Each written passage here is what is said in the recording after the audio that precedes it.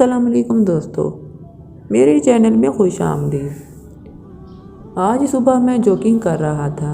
میں نے ایک شخص کو دیکھا جو مجھ سے آدھا کلومیٹر دور تھا۔ میں نے اندازہ لگایا کہ وہ مجھ سے تھوڑا آہستہ دوڑ رہا ہے۔ مجھے بڑی خوشی محسوس ہوئی۔ میں نے سوچا اسے ہرانا چاہیے۔ تقریباً 1 کلومیٹر بعد مجھے اپنے گھر کی جانب ایک موڑ پر مڑنا تھا۔ میں نے تیز دوڑنا شروع کر دیا۔ کچھ ہی منٹوں میں دھیرے دھیرے اس کے قریب ہوتا چلا گیا۔ جب میں اسے 100 فٹ دور رہ گیا تو مجھے بہت خوشی ہوئی۔ جوش اور ولولے کے ساتھ میں نے تیزی سے اسے پیچھے کر دیا۔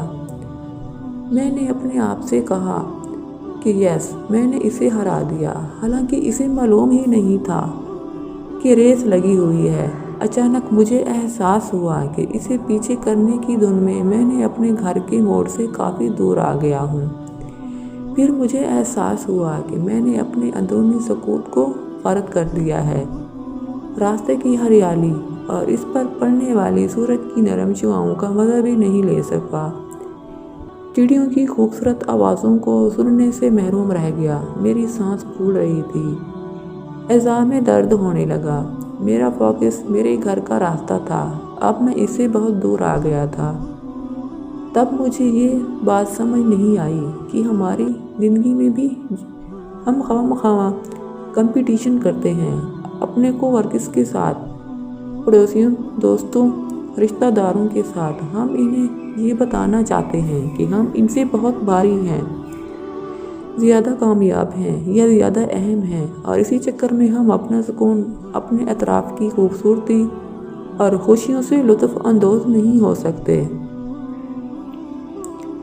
اس بیکار کے کمپٹیشن کا سب سے بڑا پرابلم یہ ہے کہ یہ کبھی ختم نہ ہونے والا چکر ہے۔ ہر جگہ کوئی نہ کوئی آپ سے آگے ہوگا۔ کسی کو آپ سے اچھی جاب ملی ہوگی، کسی کو اچھی بیوی، اچھی کار، آپ سے زیادہ تعلیم، آپ سے ہینڈسم شوہر، فرمانبردار اولاد، اچھا ماحول یا اچھا گھر وغیرہ۔